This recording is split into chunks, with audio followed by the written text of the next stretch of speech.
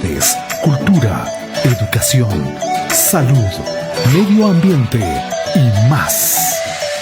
Dialogando, con la producción y conducción de Gladys Olortegui Mariño.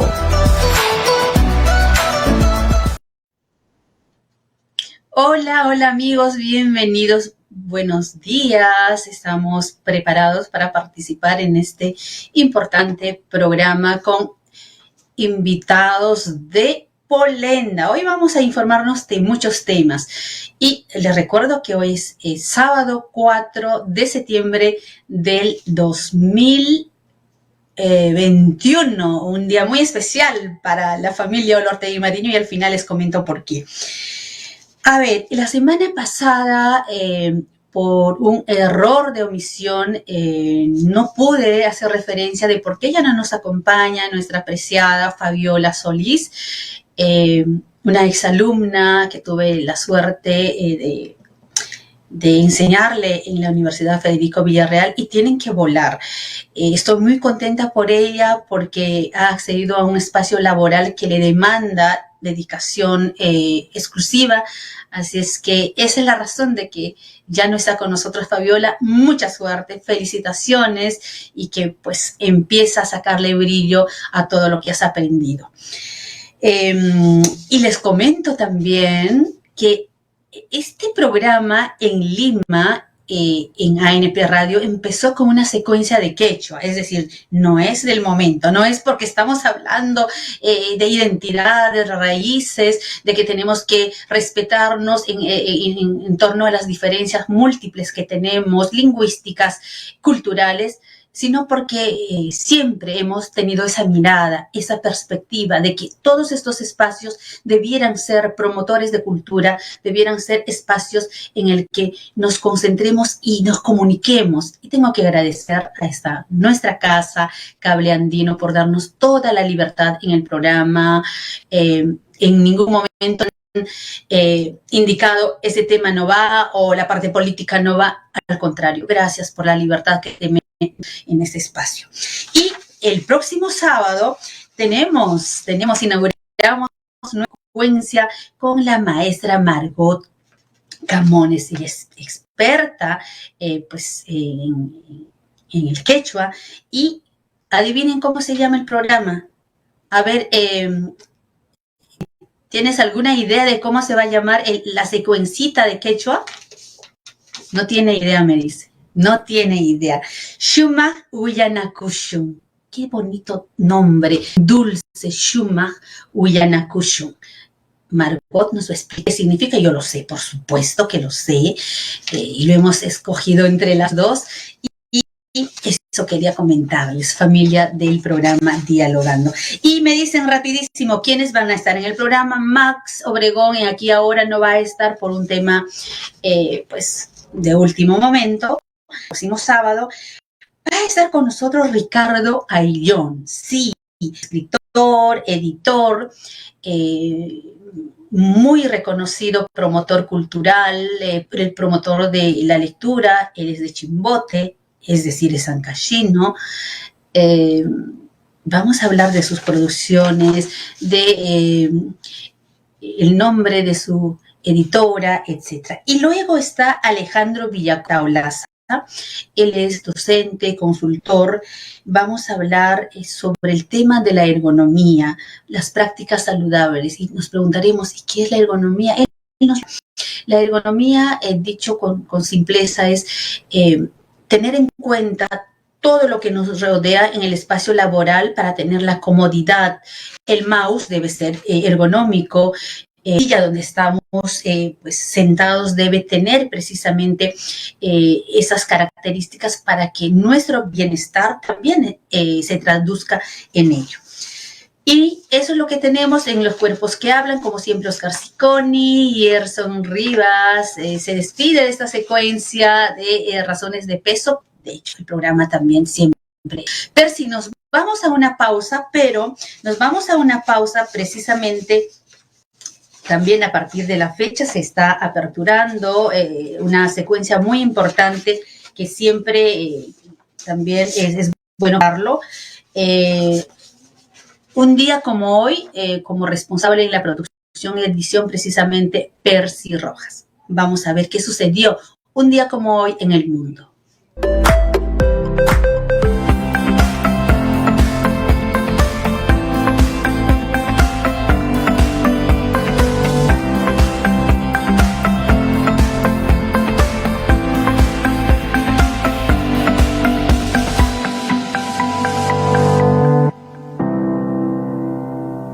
Un día como hoy, 4 de septiembre 476, el último emperador de Roma depuesto por un bárbaro. Rómulo Augustulo, emperador del Imperio Romano de Occidente, fue despojado de su condición de Eudocro, rey de los Érulos. Después de décadas de gran inestabilidad, el Imperio de Occidente sucumbió víctima de convulsiones políticas, económicas y sociales. Tras la deposición del emperador, Odoacro envió al emperador del Imperio Romano de Oriente, Zenón, las insignias imperiales como símbolo de la reunificación formal del imperio.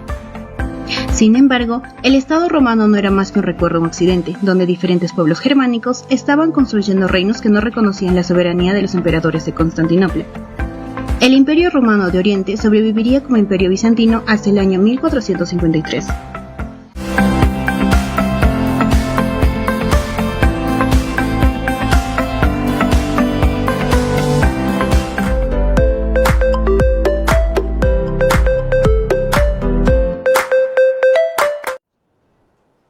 Ya estamos nuevamente con ustedes y vamos a darle la cordial bienvenida porque ya está con nosotros Ricardo Ayllón.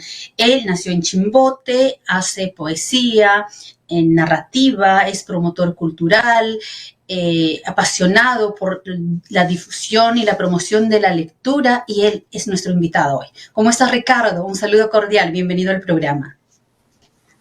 ¿Qué tal? ¿Cómo estás, apreciada Gladys? Y muchísimas gracias por la invitación.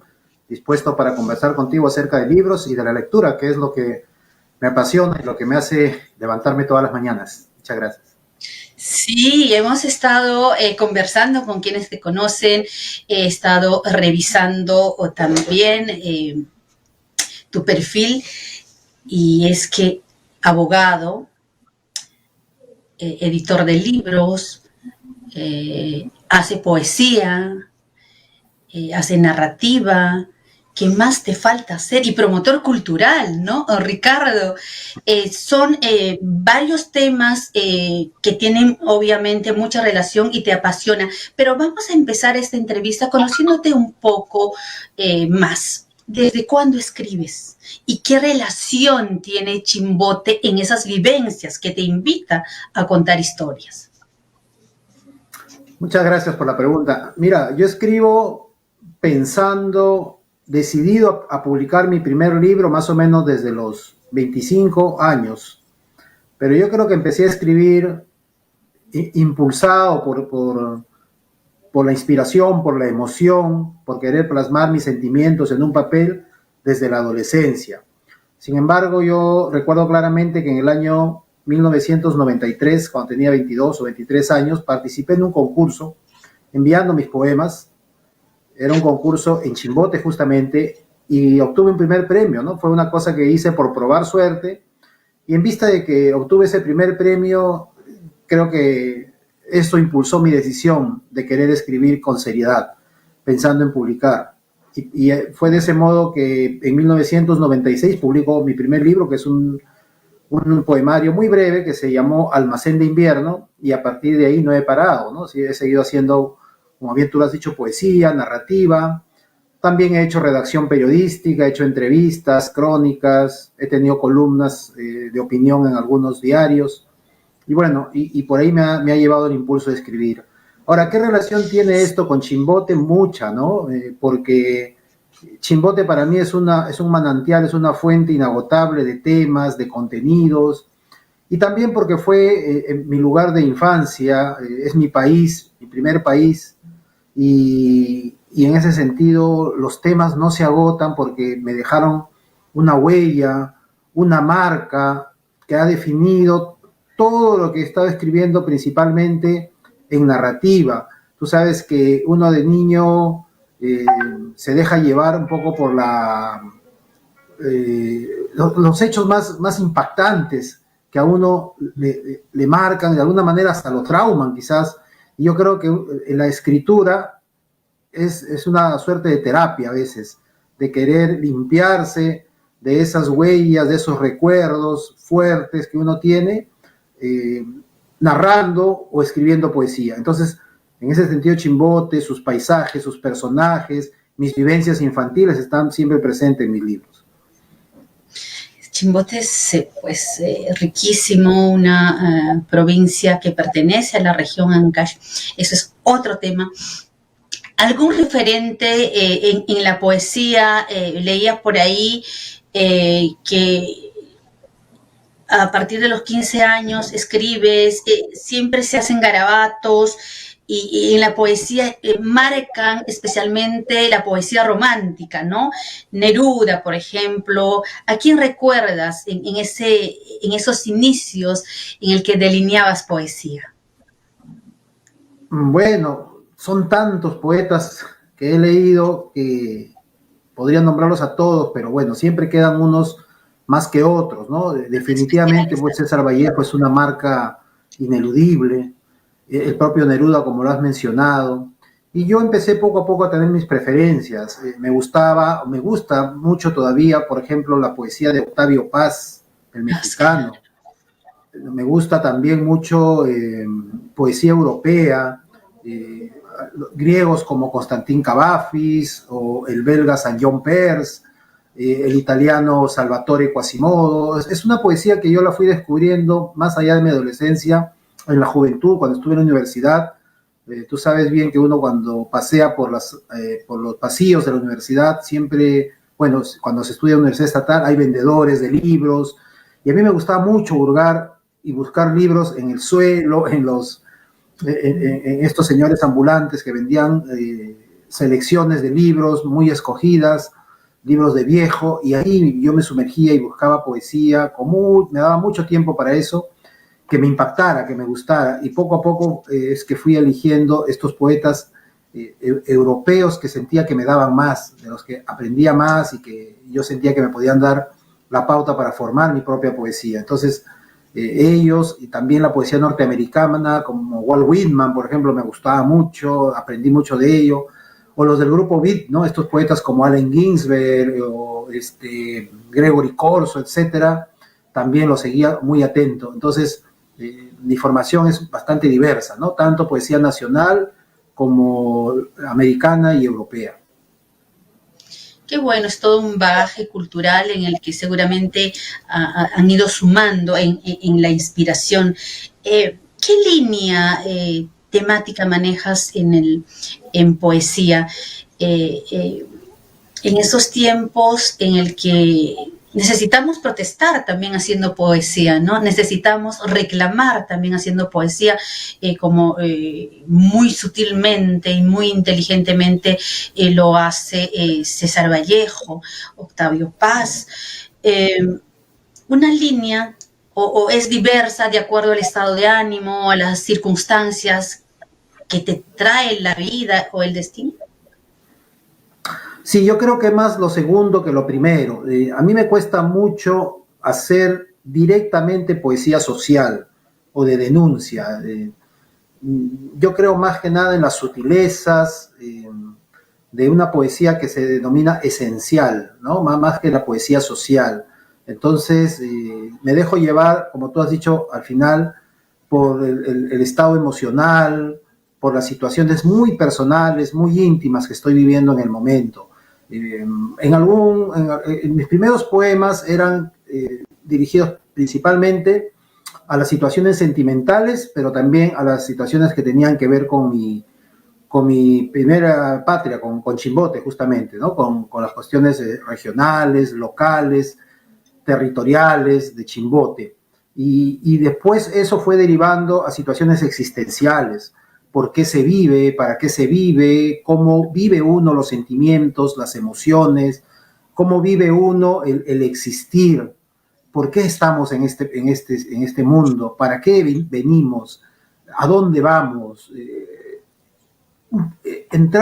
Ingresar tanto en pensamiento como en sentimiento a ese tipo de preguntas son las que últimamente me llevan, ¿no? Yo estoy publicando ahora menos poesía, pero la escribo sí con más cuidado, reflexionando mejor, concentrándome mucho en la forma que yo quiero darle a mis poemas y desde el año 2008 que publiqué mi último libro de poesía hasta el momento he escrito poca poesía, pero que yo creo que es otro tipo de cosas ya, ¿no? Que tienen que ver con la madurez de la existencia, ¿no? Y se va evolucionando también, los contextos cambian. En narrativa hay volúmenes de crónicas y cuentos, monólogos para Leonardo, que escribes en el 2001. Me corriges si hay alguna información que no consideres que es así. Mi fuente principal eres tú ahora. Baladas del ornitorrinco. Y siempre me he preguntado el nombre de tu editora, ¿no? Ornitorrinco. ¿Es un ave? ¿Cómo nace este nombre? Sí, el ornitorrinco es un animal especial, ¿no? Es un híbrido, es el único animal palmípedo, o sea, es un mamífero con características de ave, pero es un mamífero que ova, o sea, que pone huevos. Es un animal muy raro, ¿no? Único en su especie. ¿Y por qué lo elegí? Porque yo estaba una vez tratando de ponerle nombre a una columna en el diario La Industria que me habían dado para que escriba todas las semanas, y yo quería que sea un nombre especial, como por ejemplo la columna que tuvo alguna vez en el diario El Heraldo de Barranquilla, García Márquez, que se llamaba La Jirafa. Se llamaba La Jirafa porque era muy larga su columna, ¿no? Entonces yo también quería dar un nombre, una connotación de animal. Y descubrí por ahí que lo que yo hacía en esta columna era básicamente crónicas, y descubrí además que un cronista cubano, Guillermo Cabrera Infante, decía que la crónica era el ornitorrinco de la prosa. Era una especie híbrida, ¿no? Porque tenía de literatura, de periodismo, tenía la ayuda de la poesía, etc. Entonces no era una especie o un género periodístico muy definido. Y por eso le puse a mi columna el ornitorrinco, y de ahí pasé fácilmente a ponerle a mi editorial también el mismo nombre, ¿no? Entonces el ornitorrinco para mí ha sido un animal que me ha perseguido, muy especial para mí. Y te ha dado también muy buenos resultados. Vamos a hablar luego acerca de editora Ornitorrinco. Imberbes, escribes en el 2005. Me encanta la portada de Imberbes. Por si acaso lo tienes tus libros a la mano, siempre me olvidé decirte que cuando los invito, me gustaría que nos vayan mostrando. Vi la portada y me encanta. ¿Lo tienes allí? Bueno, no sé cuál de las portadas habrás visto, porque este libro ya tiene varias ediciones. Claro, me parece que es la primera. Bueno, yo tengo en este momento la última, más bien, que es esa. Ajá, ya no. Entonces es una de las primeras, ya obviamente es otra, mira, pero la historia, ¿en qué gira Imberbes? Y explícanos por qué Imberbes. Ya, Imberbes es la reunión de 5 cuentos. Es un libro que tiene 5 cuentos cuyos protagonistas son muchachos de entre 10 y 17 años más o menos. Entonces están en una edad de la inmadurez, están en una edad en que están saliendo de la niñez, entrando a la adolescencia y rompiendo un poco todo eso para entrar a la juventud. ¿Qué los caracteriza? El hecho de que son inexpertos, de que todavía son jóvenes, de que están recién a punto de aprender acerca de los golpes de la vida. Entonces son unos imberbes. ¿No? ¿Qué quiere decir imberbes? Sin barba. O la connotación nos lleva también a que es joven todavía, adolescente, muchacho, que todavía no madura, ¿no? Entonces, por eso le puse imberbes, ¿no? Y son chicos que efectivamente tú en los cuentos vas a darte cuenta que están aprendiendo la dureza de la realidad. Por eso le puse imberbes. El 2005, y en verdad no se hace, tú me corriges, no se hace mucha narrativa para jóvenes. Tenemos destacados escritores peruanos que nos hablan de la realidad, pero por allí no hay muchos que se dedican, por ejemplo, a hablar de ellos. Has obtenido el segundo premio de los Juegos Florales Nacionales de Poesía de la Municipalidad de Huaraz, el primer puesto en el tercer concurso de narrativa Cuentatón de Lima, pero además también has sido ganador de este premio que lo instituye pues nuestro directo Willy Pozo con Altazor. Esto es quizás lo último que has obtenido. Sí, yo participo muy poco en concursos de cuentos, ¿no?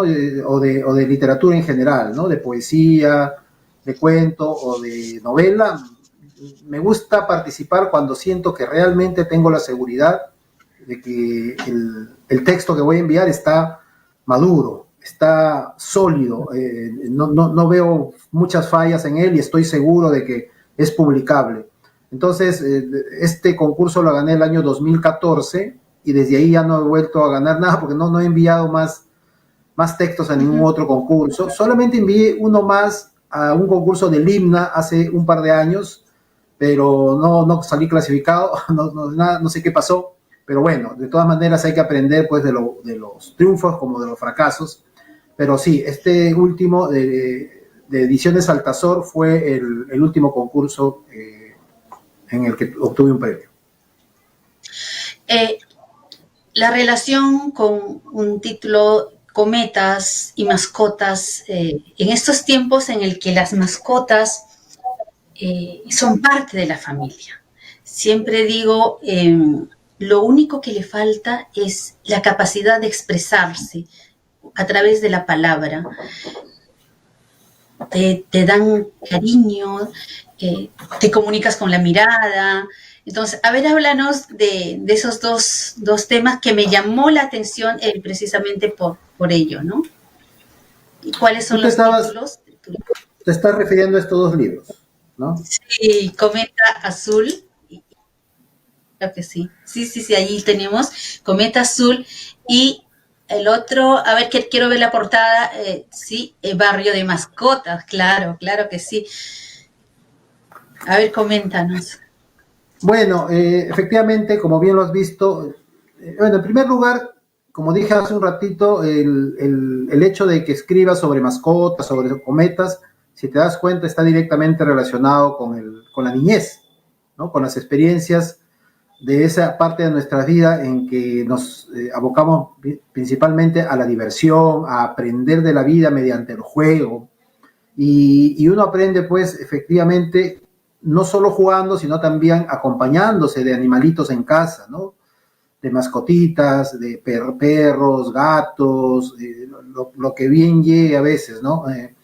En este caso, estos dos libros que son infantiles o para un lector infantil, en el primer caso de Barrio de Mascotas, que fue el que obtuvo este premio nacional de novela infantil Altazor, trata de 3 muchachos que encuentran animalitos en la calle y deciden adoptarlos. Y a partir de eso, aprender de cómo el niño también puede encargarse de cuidar un animalito, ¿no? ¿Cómo lo va a hacer? Es una gran responsabilidad porque nuestros padres a veces nos dicen, ya vamos a adoptar un perrito, un gatito, pero tú te vas a encargar de limpiarlo, de asearlo, de cuidarlo, etcétera.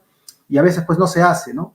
En este caso los chicos encuentran uno de ellos un zorrito salvaje, y el otro un gallito que ha sido olvidado por un circo, y tienen que cuidarlos, tienen que aprender a cuidarlos, y bueno, y cada animalito va a tener un destino propio, ¿no es cierto? De esto trata el libro, y está relacionado con experiencias personales de mi vida. Lo mismo ocurre con Una cometa azul. Ese libro está situado también en Chimbote y tiene que ver con el mundo de las competencias de cometas.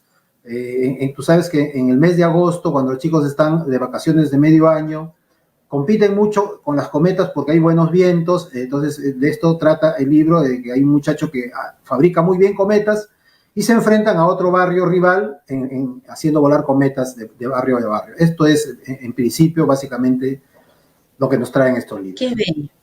Esto, de hecho, que está seguramente tus libros exhibiéndose en la Feria del Libro de Ricardo Palma. Antes de trasladar me dicen que ya debemos terminar.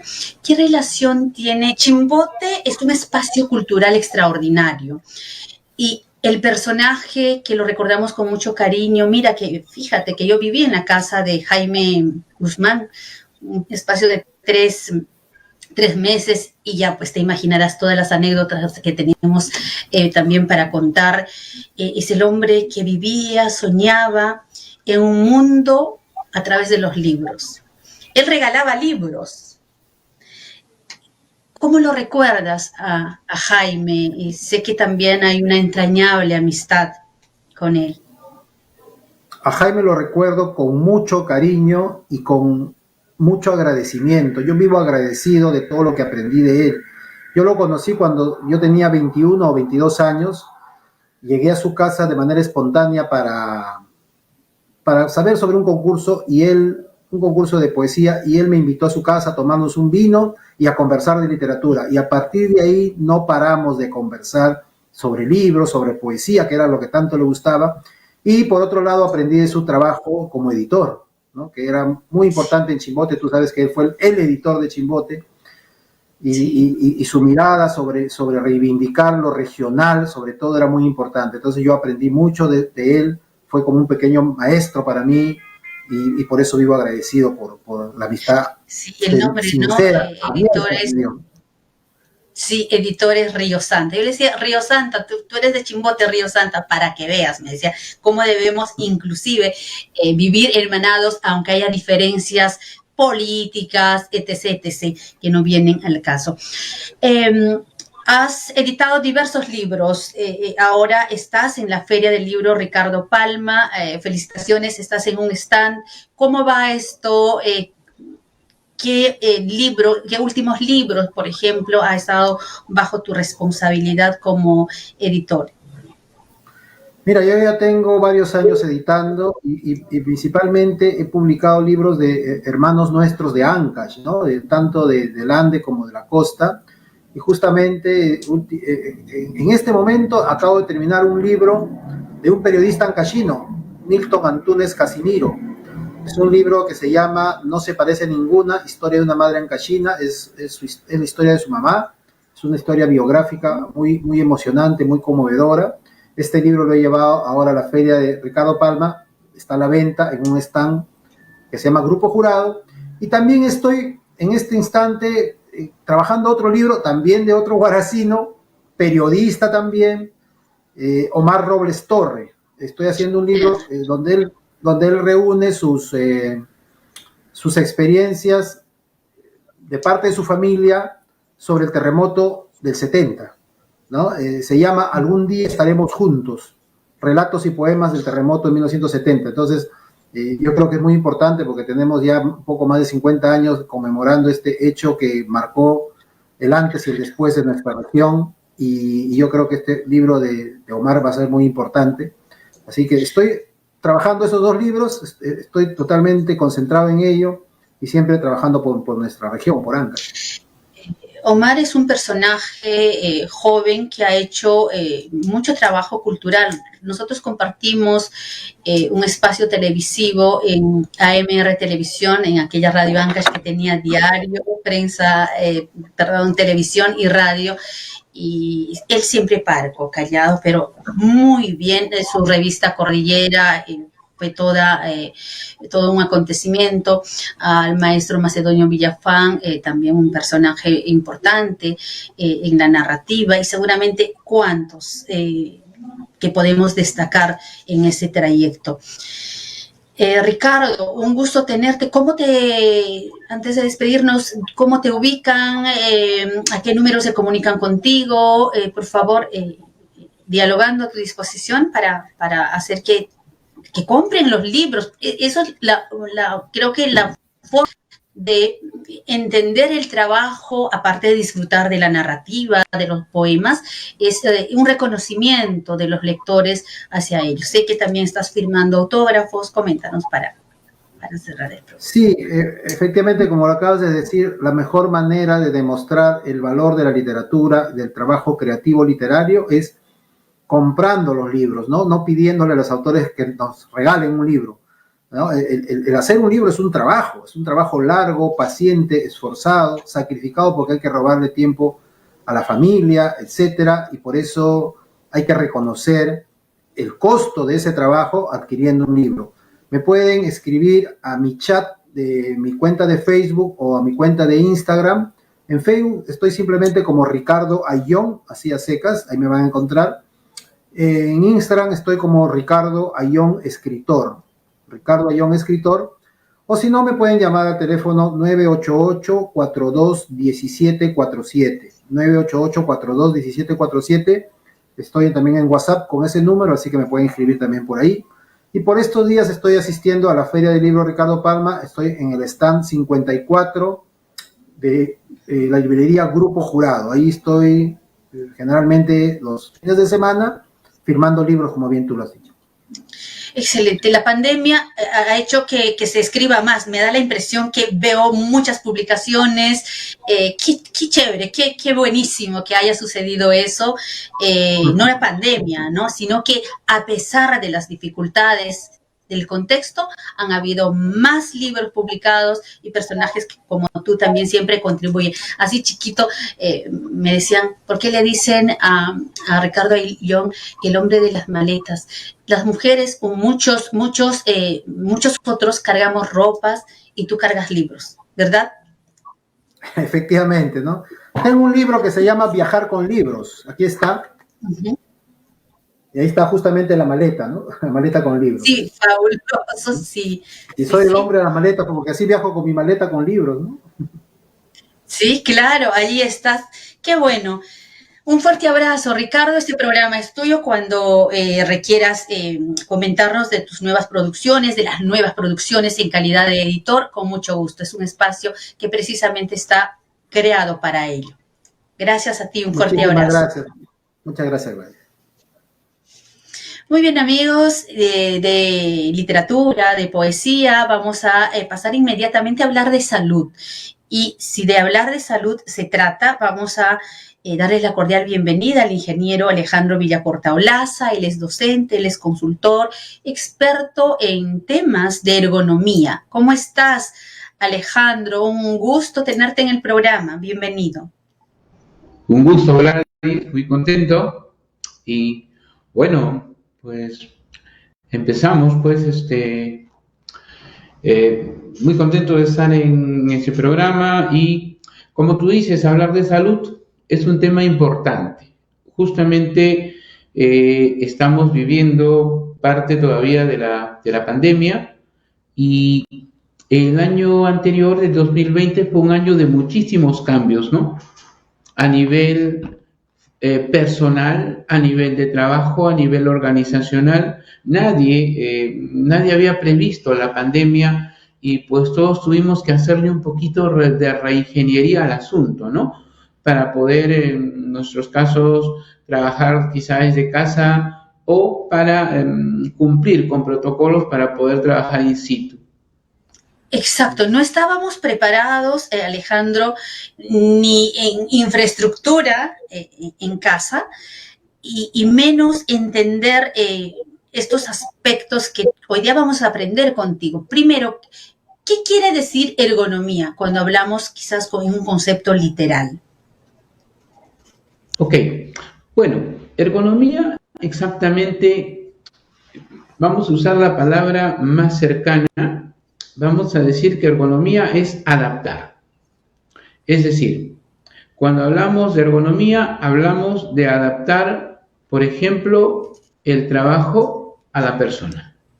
Hablamos de adaptar el ambiente de trabajo a la persona, pero también hablamos de adaptar un producto a la persona. Es decir, a las características de la persona. Por ejemplo, tú ves un tomatodo, ¿no?, que ya tiene la curva, que hace juego con tu mano, con la curva de tu mano, y ese es ergonómico. Tú tienes una silla que puedes elevarla o bajar el tablero, porque hay personas que somos más altos o somos más bajos, y esto es ergonómico, es decir, algo que tiene la cualidad de adaptarse a lo que tú necesitas, ¿no? Es decir, que te facilita las cosas. En la pre-entrevista te hice tantas preguntas y eres un capo en este tema. Y decía, la mayor dificultad, que seguramente no me pasa a mí, no le pasa a los alumnos, es este aparatito, ¿no? El mouse. Ajá. Y comentabas que hay que saber comprar un mouse. O sea, no es, si queremos hablar de ergonomía y darle salud a nuestras manitos, porque la más afectada, pues sin duda, es esta parte del dedo. Y cómo identificamos, cómo sabemos a la hora de comprar qué es el mouse ideal. Luego vamos a hablar también del pad. Correcto. Ahí tenemos que considerar dos aspectos. Uno, el tamaño. Si yo tengo una mano grande, no me va a convenir un mouse pequeño. ¿Por qué? Porque va a amplificar la curvatura que yo le tenga que dar, ¿no? A ver, vamos a ver si podemos enfocar aquí. Si yo tengo un mouse pequeño, pues va a ocurrir esto, que voy a contraer en los dedos, las falanges, y voy a contraer también parte de la palma para poder sujetarlo o moverlo. Eso no me va a convenir, ¿no? Lo segundo es la posición. Más o menos un mouse debería quedar, debería hacer que mi mano quede en una posición neutra. No sé si se puede ver mi cámara. Estamos viendo, Estoy a ver, tratando de enfocar. Este es un mouse vertical. Este es un mouse vertical. Es decir, cuando yo lo pongo sobre la mesa, y es lo que estoy tratando de enfocar, a ver, vamos a ver si lo puedo enfocar ahí. Sí, ahí, ok, excelente. Ok, entonces, ¿se dan cuenta cómo está quedando mi mano? Voy a quitar el mouse y mira cómo está quedando mi mano. Más o menos así. Esta es la posición más cercana al neutro. Entonces, el mouse que me permite esa posición es definitivamente el mouse más adecuado. ¿Por qué? Cuando yo tengo el mouse y me hace dejar la mano así, que es lo, entre comillas, lo normal. A ver, perdón, estoy tratando de ubicar mi camarita. No, te agradecemos, al contrario, para que nos muestres. A ver. Sí, a ver, voy a tratar de Hace rato estamos conversando con el ingeniero Alejandro Villacorta Olaza, él es docente consultor sobre ergonomía. A ver. Si la mano me queda así, con la palma hacia abajo, ese es un mouse que se llama normal, ¿no es cierto? Yo estoy doblando los músculos del antebrazo. Estoy doblando los músculos del antebrazo y eso es un error. Un segundo error es que a veces al pad le ponemos una almohadita, ¿no? Esta no es una almohadita, pero vamos a hacer las veces. Y miren dónde está quedando esa almohadita. Está presionando aquí sobre el nervio, es decir, me va a generar un adormecimiento. Entonces no es conveniente ese pad con esa almohadita. No, el pad que sea plano, no hay problema, y que el mouse me permita trabajarlo así, con la mano en esta posición. Es lo más cercano a la posición neutra. ¿Hay ratones más verticales que yo tengo aquí? Sí, lo hay. Y como ven, este se va al tamaño de mi mano, es decir, cuando yo curvo el dedo, llego al final, no sobrepaso, no tengo que cogerlo así, sino que, mira, llega naturalmente. Entonces los dos criterios son el tamaño y la posición en que quede tu mano. Me están escribiendo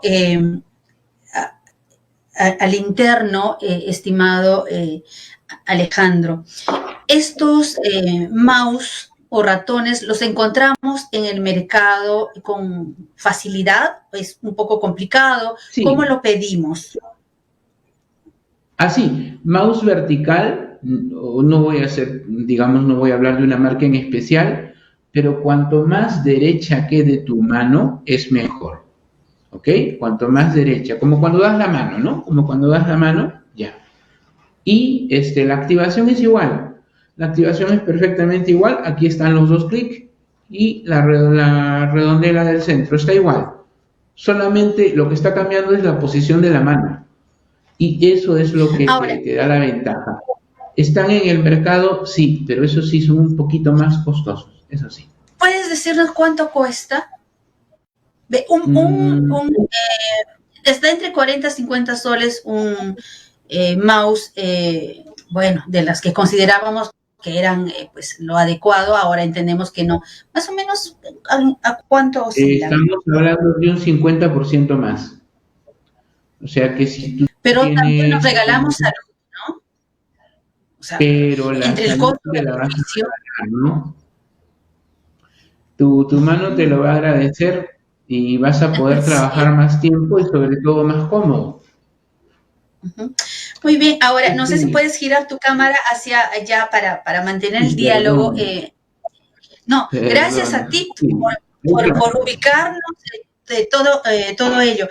Ahora, no solo es el mouse, ya nos has dicho que yo tengo mi pad con su almohadilla, hace tiempo he dejado de utilizar la almohadilla porque entendí que me generaba molestia, pero no solo es eso, son las sillas, la distancia, me hablabas también de la iluminación, por ejemplo. Correcto, ¿no? Por ejemplo, yo acá tengo, no sé si se ve, Sí, una sí, sí. lámpara de pie, ¿ok? La idea es que nunca este haz esté por encima de tus ojos, ¿no? Lo que tú quieres iluminar es el plano de trabajo. Eso es lo que quieres iluminar. O sea, tú no quieres iluminar tus ojos, tú lo que quieres iluminar es el plano de trabajo que va a convertirse en la pantalla, ¿no? Como lo que yo tengo aquí. Y, por ejemplo, la regla principal, creo que no lo estamos sacando, es que quizá no se nota, pero la altura de mis ojos es la misma altura que la parte superior de esta laptop, ¿ok? Y como es laptop, si fuera una máquina de escritorio sería mejor, tengo que habilitar un par de cosas más. A veces yo he visto que en las laptops, pues sí, ponen la laptop, pero no ponen el teclado adicional. ¿Por qué es importante el teclado adicional? Porque si tú haces eso, si tú pretendes teclear sobre este teclado que ya elevaste, lo que estás haciendo es una extensión bastante fuerte de la mano que te va a lastimar peor. No puedes escribir así, por eso tienes que cambiarlo, tienes que brindarte este teclado adicional, ¿no? Entonces, es importante eso, porque también igual le vas a hacer daño, si es que tú le vas a exigir una flexión.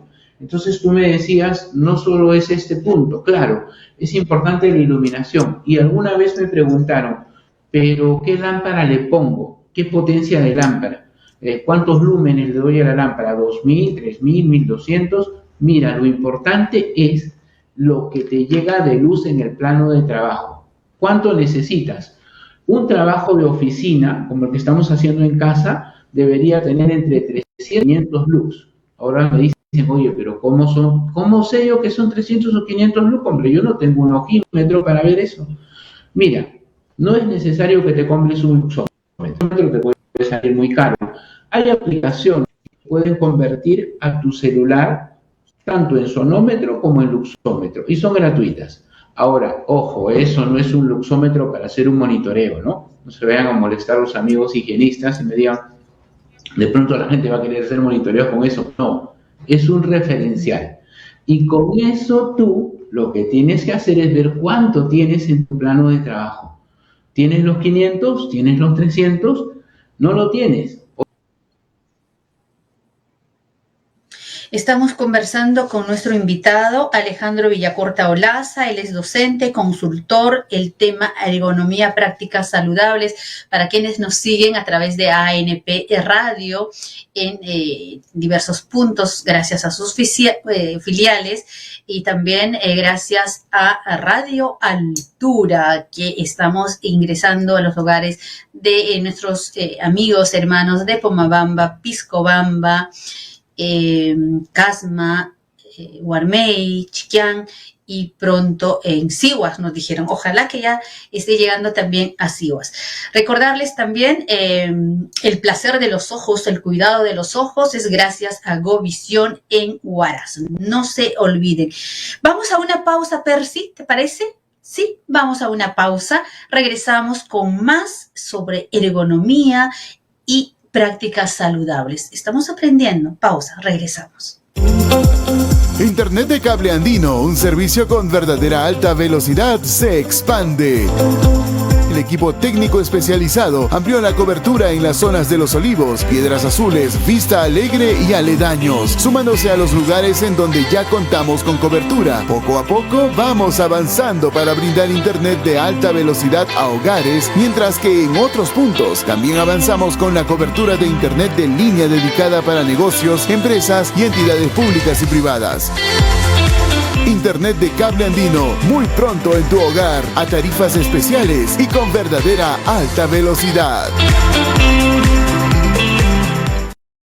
Cable Andino, tu red regional. Mantiene los estándares más altos para la protección de nuestros abonados en la instalación y mantenimiento del servicio de televisión por cable.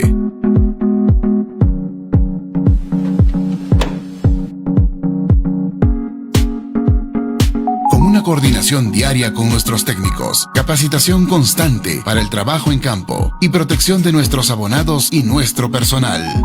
Te protegemos.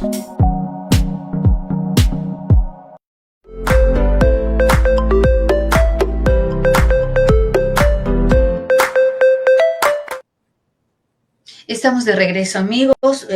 Vamos a hacer solo un paréntesis. La conectividad siempre, eso sí, escapa de nuestras manos, y un poquito de paciencia.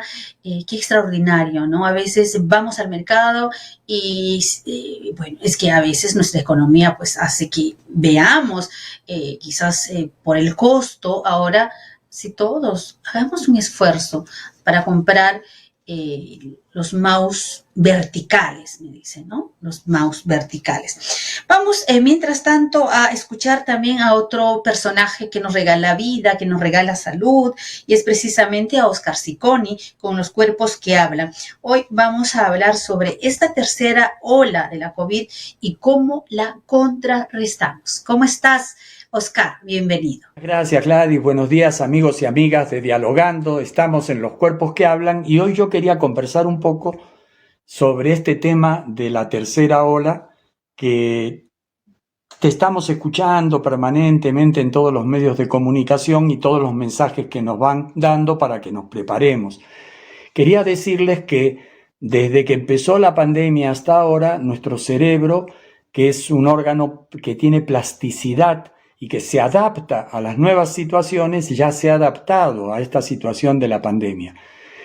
Nuestro cerebro tiene una zona que es la alerta, que es la que empieza a generar las sustancias químicas para que el cuerpo se defienda. Esas sustancias a veces la alerta las envía y llega un momento dado que nos genera los estados de estrés postraumático, los estados de ansiedad, los estados de depresión. Pero también nuestra amígdala ya ha aprendido a defenderse.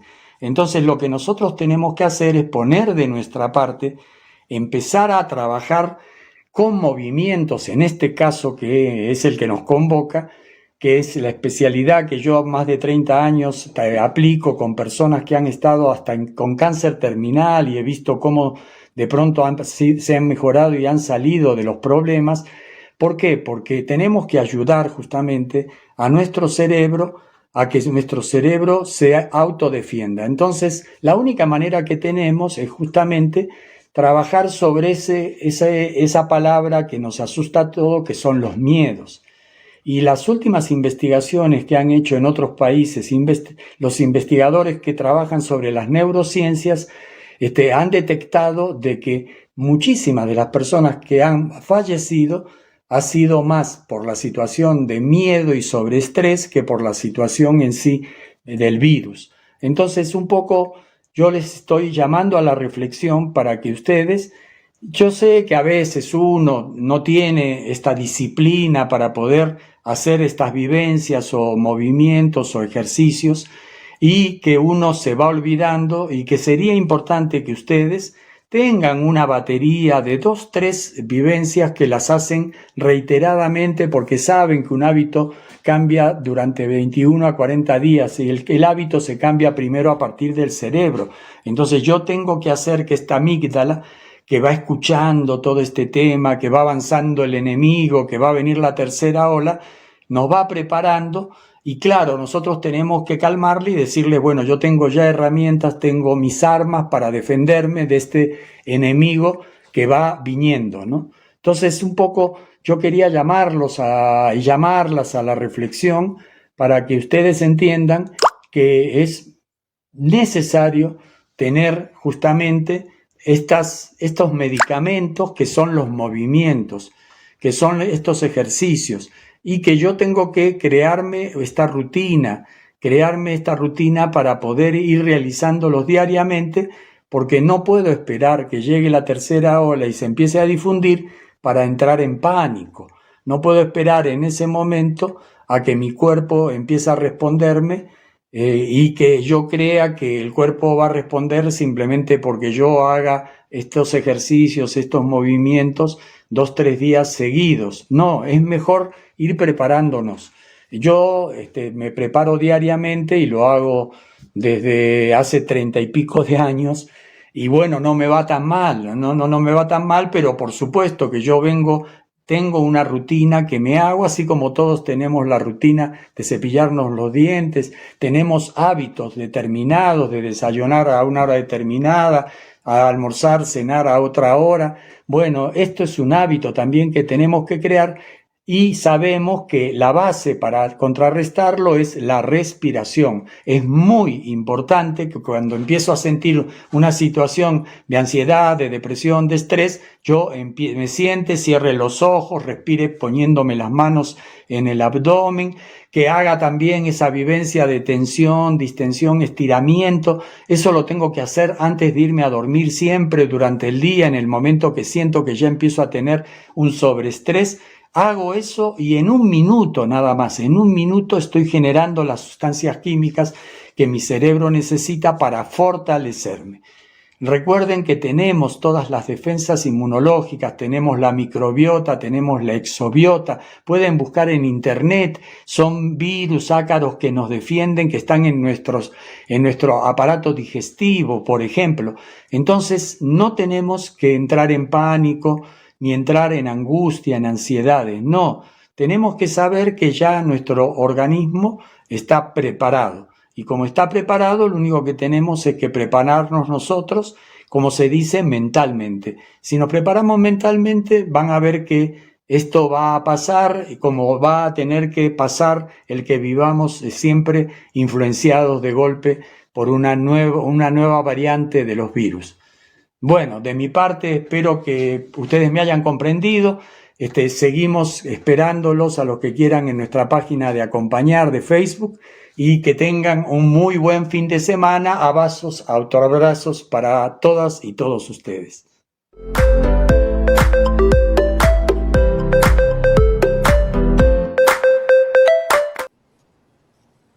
Ok, gracias. Abrazos también, Oscar Cicconi. Ya hemos retomado la comunicación con Alejandro. Ahí está, Alejandro, muchas gracias. Por intentar nuevamente comunicarte con nosotros. Bien, en realidad este espacio da para esta temática 1 hora, 2 horas, para ir sintetizando el mouse. ¿Qué otros recursos debemos de tener en cuenta en este espacio laboral improvisado que tenemos en casa? Lo más importante es que no mantengas la posición sentada más de 1 hora. Si estás sentado más de 1 hora, pues por lo menos dale 5 minutos en que cambies la posición a posición de pie, ¿no? Por ejemplo, yo soy docente y cada hora me levanto para poder seguir hasta hacer una pausa activa con los mismos estudiantes, de modo tal que no mantengo la misma postura, porque de todas maneras, cuando uno se sienta va a interrumpir parte de la circulación, especialmente en la parte inferior del cuerpo, ¿no? Lo que va a traer adormecimientos, ¿no? Entre otras cosas, ¿no? Porque se van a comprimir nervios. Peor si es que estamos mal sentados, estamos con las piernas dobladas, ¿no? Entonces la circulación va a ser menor y obviamente pues vamos a sufrir, pues, ¿no? De otro lado, un buen apoyo en la espalda es importante, es decir, un apoyo entre la parte dorsal, ¿no? Por debajo de los omóplatos de la espalda, hasta por lo menos donde en la zona iliocrestal, ¿no? Donde la espalda es recta, donde la columna tiene una curvita, ¿no? Pero hay un momento en que se vuelve recta. Esta es la zona iliocrestal.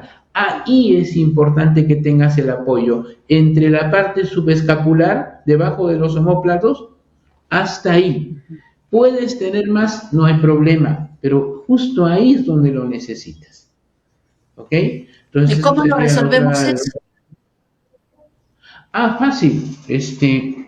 Uno, si tienes una silla no ergonómica, porque las sillas ergonómicas sí tienen esta curvatura, pero hay aditamentos adicionales que puedes comprar en el mercado y lo pones en tu silla y te da ese soporte.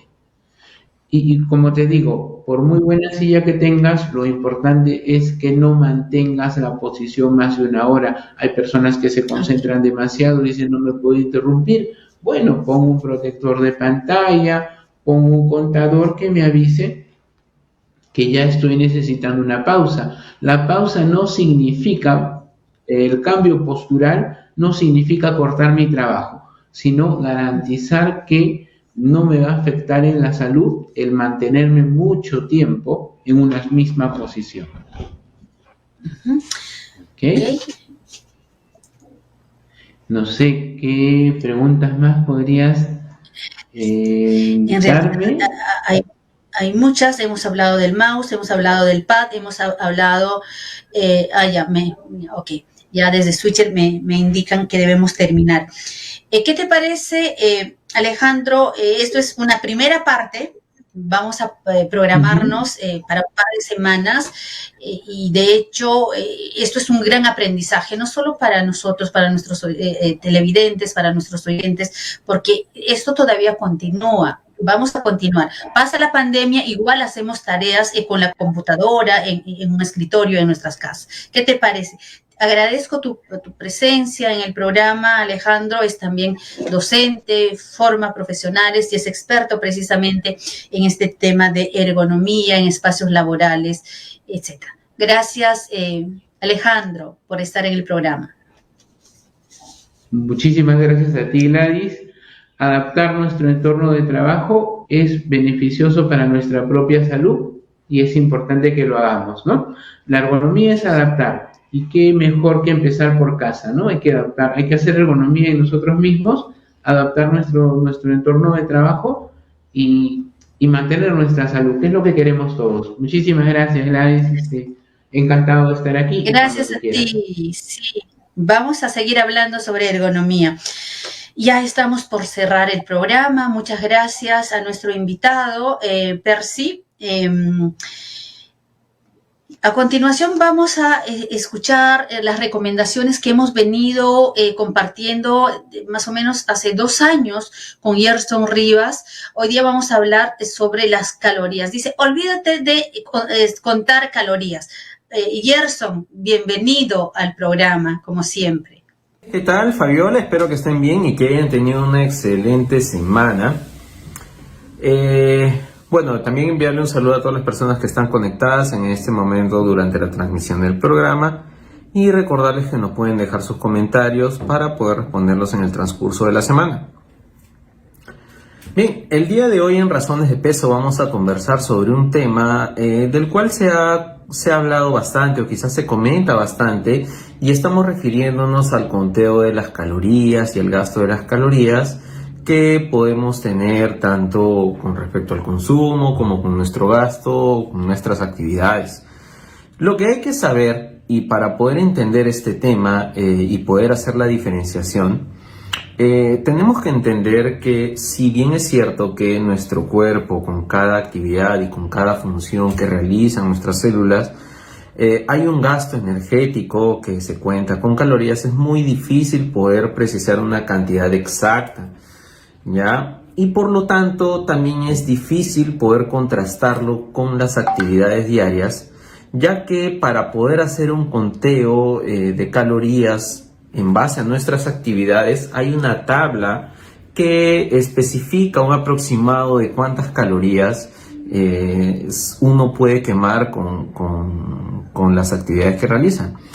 Entonces, yo con respecto al tratamiento de mis pacientes no suelo considerar estos puntos debido a que uno tendría que hacer bastantes cálculos que en realidad son o es muy poco viable que se puedan aplicar a la vida diaria de la persona, ¿no? Porque eso me llevaría a que diariamente uno entreviste a la persona y conozca las actividades lo más detallado posible. Entonces eso hace una labor muy tediosa y poco productiva con respecto a los resultados, ¿ya? Entonces, para que puedan entender esta figura, pues uno tendría que contabilizar cuántos minutos tardas en cepillarte los dientes, en peinar tu cabello, en bañarte, cuántos pasos das hacia tu habitación. ¿Se imaginan lo detallado que se requiere para poder precisar un cálculo matemático de las calorías? Y una vez hecho esto, realizar el pesaje de cada una de las comidas y comenzar a prescribir una dosificación de gramajes, tanto en crudo como en cocido. Entonces esta labor se hace muy tediosa, ¿ya? Lo que se estandariza para diferentes tipos de dietas son en promedio 800 calorías, 1500 calorías, y difícilmente esto se cumple con precisión al momento de hacer una dieta, porque quizás lo pueda soportar unos días, pero luego ya la persona o el paciente pues deja de cumplir lo que se puede ir indicando. Entonces, lo más preciso en cuanto a una prescripción de dieta y en cuanto al conteo de las calorías, lo más efectivo y lo que tiende a funcionar mejor para la aplicación de un plan de alimentación para una persona, teniendo en cuenta la patología o la condición física que tenga, ya sea, como digo, ya sea para un paciente clínico, ya sea para un paciente sano que quiere bajar de peso, un paciente con cualquier tipo de enfermedad crónica que quiere bajar de peso, lo más efectivo es prescribir o indicar una dieta libre de voluntad, teniendo en cuenta ciertas condiciones y ciertos signos y síntomas del paciente, para poder, sin enfocarte en el conteo de calorías y enfocarte más que todo en de repente una orientación en cuanto a porciones, número de comidas al día, es más efectivo manejar una dieta libre de voluntad, ¿ya? Entonces, si alguno de ustedes está interesado, pues no duden en comunicarse conmigo a mis redes sociales, @nutiersonrivas y @pesoideal. También aprovecho para comentarles que esta es la última edición del programa, de mi secuencia Razones de Peso. Y bueno, estaremos viéndonos en una próxima oportunidad. Igual siempre pueden contar conmigo, me pueden encontrar en mis redes sociales. Y bueno, mucho gusto de haber servido a este programa y espero pues más adelante poder encontrarnos nuevamente. Un fuerte abrazo para todos ustedes y espero que se encuentren muy bien y que estén muy bien.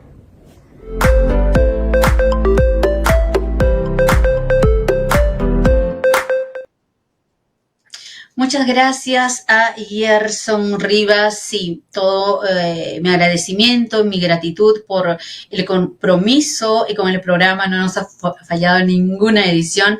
Gracias. Sí, este programa es tuyo. Vamos a ir acomodándonos en los tiempos. De hecho, vas a estar de retorno. La próxima semana, Shuma Huyana Kushum con Margot Camones. Alisten preguntas. Gracias a ustedes, gracias también a Govisión, que lo pueden ubicar en el Jirón Pomabamba, número 121, Centenario, Independencia, Huaraz. Gracias a Percy Rojas, gracias a Berta Díaz, coordinadora de producción, a Mari y también Figueroa. Muchas gracias, un fuerte abrazo, nos vemos. Por favor, un fuerte abrazo de mis hermanas, de todas las que le queremos. Mamá está cumpliendo un año más de vida, mamá Rosalía. Tengo la dicha, la suerte de pasar un año de cumpleaños de mis padres. Esta pandemia nos ha reunido y bueno, vamos a disfrutar. Mamá Rosalía, un fuerte abrazo de tus nietos, de tus hijos, de tus amigos, de tus yernos. Muchas gracias. Hoy disfrutamos el cumpleaños de mamá Rosalía. Gracias, Cable Andino. Nos vemos la próxima semana. Dialogando. Programa de conversación, de variedades, cultura, educación, salud, medio ambiente y más. Dialogando. Con la producción y conducción de Gladys Olortegui Mariño.